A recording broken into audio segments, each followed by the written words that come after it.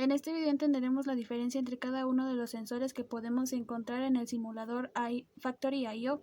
Un sensor es un elemento que detecta la presencia de un objeto, ya sea por el cálculo de su proximidad, por el material del objeto y características como presencia al interrumpir una señal continua. El primer sensor va a ser de tipo capacitivo.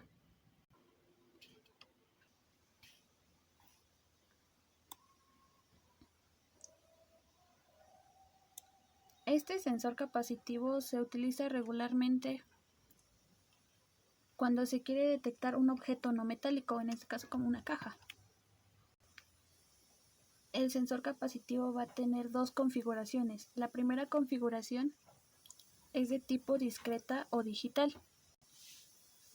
Entonces en estas vamos a tener un número de 1 y 0, ya que detectará la presencia de un objeto. En este caso, si colocamos un objeto enfrente del sensor y al momento de que corramos la simulación,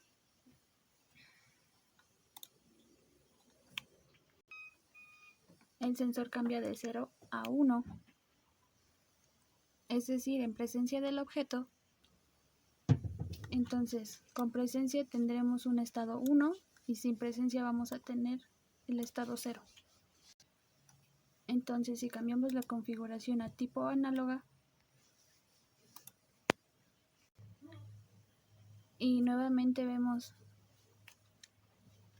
y corremos la simulación, podemos decir que entre más cerca esté el objeto al sensor,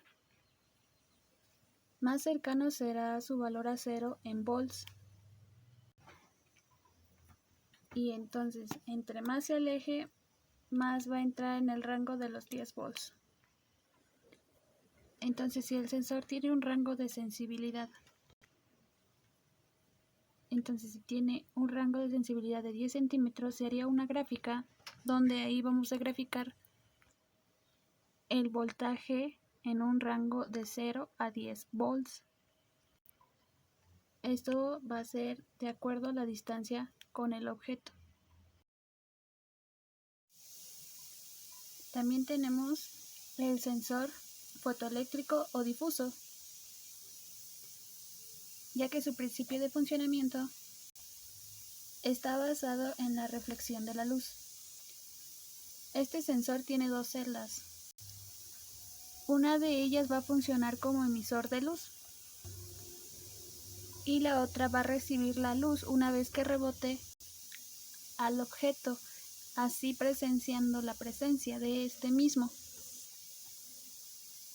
El rango de este sensor va a ser mayor. Entonces este va a detectar objetos entre 1 metro y 1.5 metros. Su configuración simplemente va a ser discreta o digital, es decir, que solamente va a detectar la presencia o ausencia de cualquier objeto. Con este sensor lo que vamos a poder ver va a ser la distancia del objeto entre el sensor. Solamente lo vamos a poder saber si están en el rango de este sensor. Si corremos la simulación podemos observar que está dentro de su rango. Entonces, cuando detecta el objeto, en este caso la caja, la luz LED va a encenderse. Entonces, si movemos el objeto fuera del rango del sensor, vemos cómo la luz se apaga. Es porque no está en su rango para poder detectarlo. Entonces, podemos decir que va a tener un estado de 1 con el objeto y de 0 sin el objeto.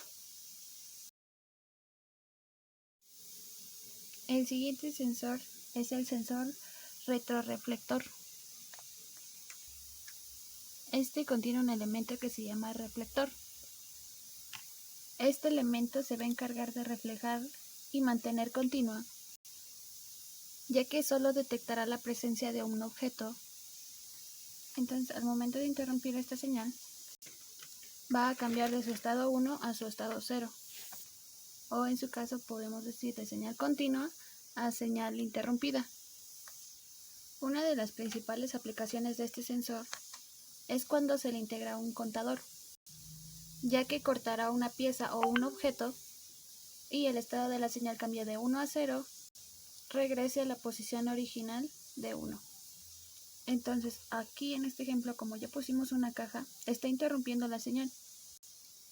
Entonces, al momento de querer poner un objeto, el LED indicador se va a apagar, indicando que la señal ha sido interrumpida y que su estado ahora es de 0. Entonces vamos a, como podemos observar aquí, su estado es 1 y al momento de quitarla prende el LED indicando que es 1. Poniendo la caja,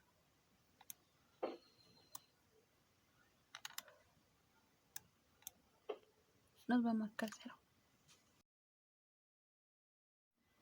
El principio de funcionamiento de las barras retroreflectivas será el mismo que el del sensor retroreflectivo. Tendrán una señal continua por parte de un emisor, la cual será recibida por una barra continua. De igual manera detectará la presencia de un objeto cada vez que esta señal sea interrumpida. La diferencia ahora va a ser que va a tener diferentes niveles de detección, lo cual permitirá el nivel de la presencia de cualquier objeto, ya sea de mayor o menor tamaño. Entonces, dependiendo el nivel de la señal interrumpida, se determinará el nivel del objeto. Entonces, si colocamos una caja pequeña,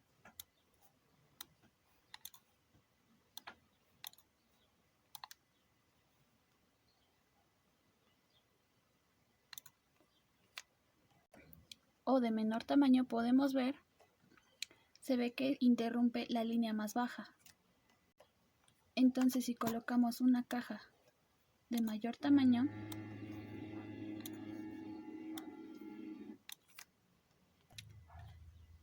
ya puesta la caja, podemos ver que ya interrumpe la señal del segundo nivel. De esta manera nos indicará el tamaño de la caja.